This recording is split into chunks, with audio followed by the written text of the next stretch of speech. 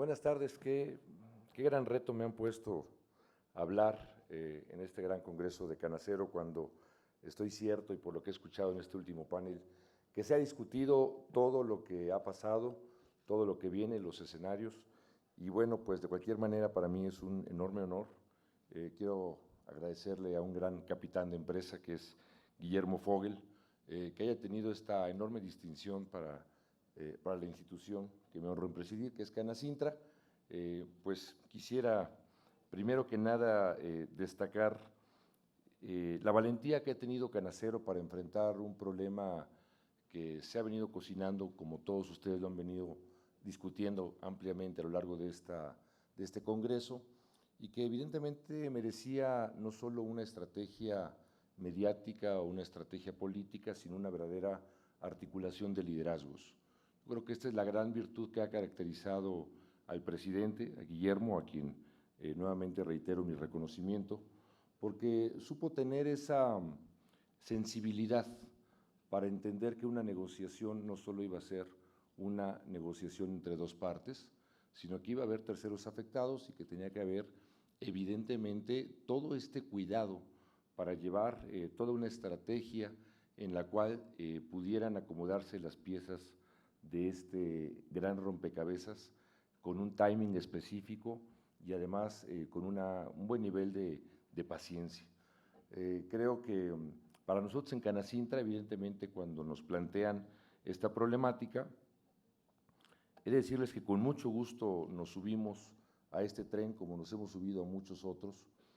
primero que nada porque sabemos que es algo que afecta al país,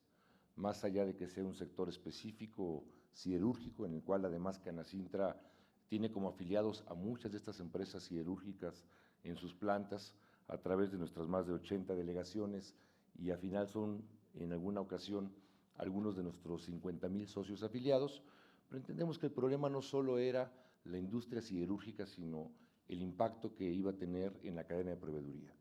La reflexión es muy sencilla: si hoy nosotros no atendíamos y nos solidarizábamos con el eslabón más importante de la cadena productiva de industria metalmecánica, automotriz, construcción, bienes de capital, al final lo que iba a suceder es que por muy barato que pudiéramos comprar el material chino a través de distribuidores, pues lo que seguía era la crónica de una muerte anunciada de la industria metalmecánica y de transformación, que al final iba a tener una consecuencia de importación de productos semiterminados y finalmente de productos terminados o de consumo final. Esta es la reflexión que nos lleva evidentemente pues a tomar una posición, déjenme decir, de avanzada, antes inclusive de que la autoridad nos consultara sobre nuestra posición. Nosotros ya habíamos hecho un consenso con los sectores industriales de Canacintra y ya habíamos adelantado que el beneficio económico para el país iba a ser mucho mayor si teníamos un arancel que aquellos impactos específicos que seguramente los habrá, y para lo cual también hicimos algunas revisiones con algunas empresas. En lo particular pudiera compartirles, y creo que no es ninguna indiscreción, con AMSA, por ejemplo, que es una empresa con la que tenemos una relación muy cercana, dado que somos el síndico de suspensión de pagos como Canacintra. Yo le pedí a don Alonso, si nosotros nada más déjeme proteger a un sector de mi industria. Si hay un sector exportador que por el arancel va a incrementar su precio y va a perder competitividad, ustedes me ayudan ahora a responder. La respuesta y la reflexión, como siempre muy pragmática, de don Alonso, me dijo: cuenta con ello. Te voy a dar ahora mi punto de vista sobre este asunto. Nosotros, nuestro mercado de exportación, tenemos que vender mucho más barato que lo que podemos vender en el país por cuestiones de competitividad y porque son mercados mucho más agresivos, mucho más demandantes, y a nosotros mismos nos conviene establecer esta estrategia de coexportación, como en alguna ocasión existió en México, en donde podemos dar un precio preferencial a la industria que demuestre que tiene una capacidad exportadora o incluso que demuestre que está compitiendo contra un mercado de sustitución de importaciones y en el que estamos buscando incrementar el contenido nacional. Creo que ante esta lógica tan simplista, probablemente, para nosotros tuvimos las garantías suficientes de poder entrar en este debate, entrar con mucha intensidad, como ustedes saben, entrar inclusive con desplegados, tener, por qué no decirlo, un desgaste político. Y la verdad es que esto es la verdadera razón de las cámaras. Creo que en la crisis de liderazgo que vive este país, lo que más hace falta son verdaderas representaciones que atiendan el oficio político, que atiendan a la base de afiliados y que verdaderamente privilegien el interés que hay sobre este país. Quedo con una reflexión que hacía Ildefonso,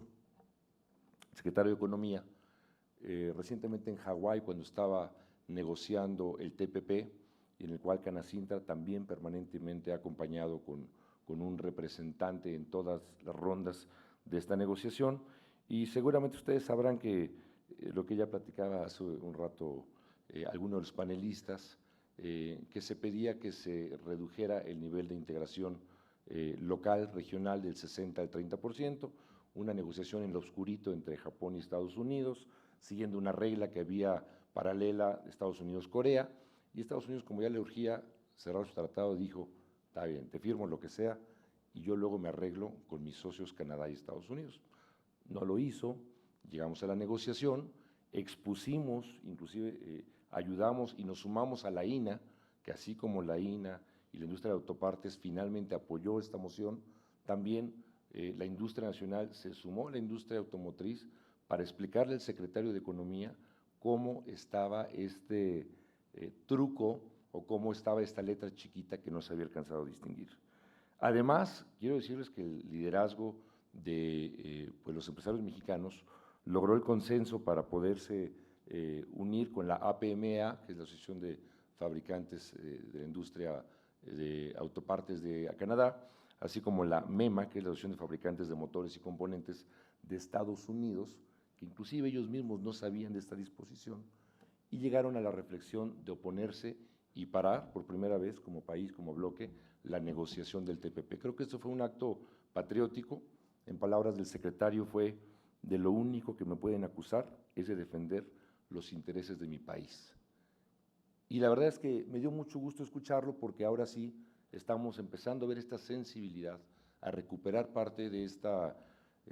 necesidad que tenemos los mexicanos de creer en la gente que nos representa, de creer en nuestro gobierno, de creer en nuestra cabeza de sector. Y yo estoy cierto que con esta disposición que finalmente tuvo la Secretaría de Economía el día de ayer, que seguramente en 2 días habrá de publicarse, se consolida el apoyo, y desde aquí también, así como hemos sido una Cámara muy crítica y el mismo presidente Peña Nieto me dijo en la convención públicamente que éramos una de las cámaras más críticas, pero también con más propuestas, ¿no? Y creo que con esa misma responsabilidad reconozco públicamente el trabajo del secretario de Economía para haber tomado esa decisión, para haber escuchado las voces y para finalmente haber pues dispuesto tener esto que a final de cuentas tampoco creo que vaya a ser la panacea, ni va a ser la salvación de la industria siderúrgica. Yo creo que ayuda de manera muy significativa, por supuesto, y ahora fija muchos otros retos a los cuales seguramente nuevamente la industria tendrá que hacer este gran ejercicio como el que hicimos con Canacero para comunicarnos y para defender posiciones comunes. Evidentemente me refiero al tema de ley de transición energética, será un gran tema. Yo tampoco puedo entender que la ley de reforma energética, por un lado, vaya orientada a disminuir costos y haya otra ley que en un ánimo de sobreregular y que en un ánimo de cumplir lo que muchos países no cumplen, cuando México es uno de los países que siempre saca 10 en conducta y 5 en aprovechamiento, ahora nuevamente querramos ponernos una meta muy alta, aunque esto nos saque de niveles de competitividad. Así es de que será otra batalla que habremos de enfrentar, seguramente la industria unida, como ha sido un hashtag que ha determinado el líder de Concamín, mi amigo Manuel, y que seguramente habrá de dar muchos debates con el senador Penchina, con quien ya también tenemos varias reuniones para platicar sobre esto. También creo que un reto importante, ya se platicó aquí, es el asunto de cómo incrementar el grado de contenido nacional. Este sí creo que es un asunto que incide de manera directa en las políticas públicas que se tienen que llevar a cabo para que este país verdaderamente vuelva a iniciar un proceso de reindustrialización. Me habrán escuchado seguramente, y si no lo comento, que en los últimos 25 años México, a partir de las negociaciones con los tratados de libre comercio y los más de 42 tratados que tenemos, decidió de manera práctica pues importar todo aquello que fuera más económico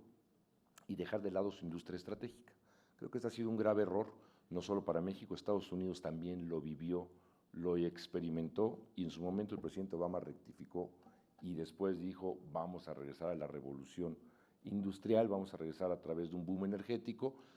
con bajos precios de energía, a volver a atraer a los inversionistas para producir. México creo que hoy requiere una política pública de nueva generación, que verdaderamente oriente todos los esfuerzos a incrementar el contenido nacional, pero con una óptica mucho más precisa. También nosotros nos hemos fijado mucho en esta normatividad que se deriva de la reforma energética en la parte de la reglamentación, para ver cómo le vamos a hacer para que aquellas empresas, y ya tenemos 3 nuevas empresas que acaban de ganar la segunda fase de la ronda 1, como nos dijo el presidente, van a cumplir verdaderamente su compromiso del grado de contenido nacional. El problema es que no hay todavía la instrumentación adecuada para poder verificar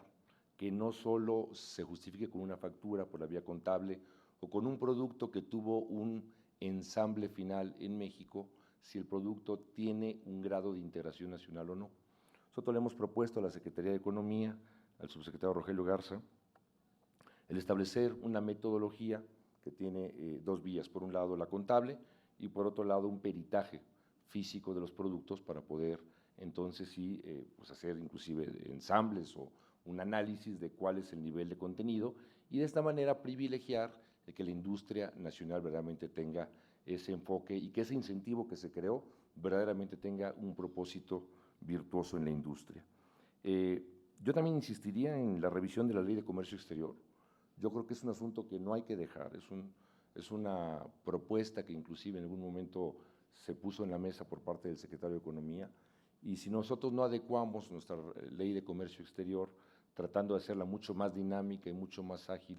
para resolver los casos, probablemente el que la sufra no sea la industria siderúrgica, a lo mejor será la industria del vidrio, la del plástico, la industria petroquímica, la industria de los nitrogenados, no sé, habrá que tratar de modernizar nuestro marco normativo de comercio exterior para que verdaderamente podamos enfrentar todos estos embates de los países como China que compiten de una manera desleal, ya se ha dicho muy ampliamente, con empresas de Estado contra empresas que atienden a los compromisos de una economía globalizada y de una economía abierta. Temas importantes, el paquete económico, creo que también es un tema que los industriales tenemos que ser pues muy críticos y sobre todo muy ingeniosos como lo hacemos en nuestras empresas. Cuando hay un recorte, pues tratamos de buscar la mejor manera de optimizar los recursos, de sacar la mejor de las ventajas y pues yo estoy cierto que si nosotros, que somos los que generamos el mayor valor agregado del país, también proponemos, pues tenemos el derecho natural de poder decidir, de poder opinar, de poder evaluar los programas de gobierno, los programas de incentivos, el INADEM, el CONACYT, NAFINSA, ver si verdaderamente la banca de desarrollo hoy está jugando el papel que tiene que jugar en las nuevas condiciones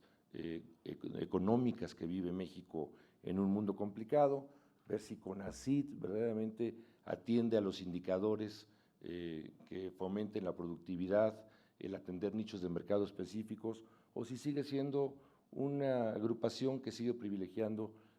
los papers de los investigadores del SNI, y probablemente si nosotros no cambiamos las lógicas y cambiamos los incentivos, pues probablemente México no pueda dar el siguiente paso hacia una reforma de las instituciones, que creo que es una asignatura pendiente. El tema de normatividad también creo que no hay que dejarlo, por supuesto entiendo, por lo que platicaba con el presidente, que habrá que buscar también el mejor timing para poder entrar nuevamente al debate de cómo usar el sistema de normalización como una barrera válida. Yo creo que nadie tendrá el derecho de atacarnos como un país proteccionista, porque los países más abiertos del mundo, al final de cuentas, son los que juegan con la doble moral y abajo de la mesa juegan con un sistema proteccionista, un sistema que tiene altos incentivos disfrazados y que no los revelan. Entonces, esa es la manera en la que ellos compiten, como yo digo, con este doble discurso. Así es que México tendrá que también interpretar cómo saber jugar en esta cancha. A veces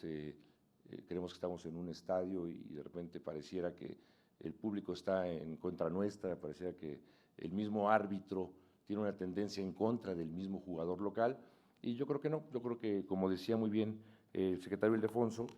ojalá que lo sigamos culpando de que lo único que defienda sean los intereses de este país. Así es de que no quiero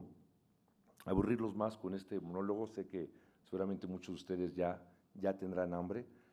Yo de verdad simplemente vengo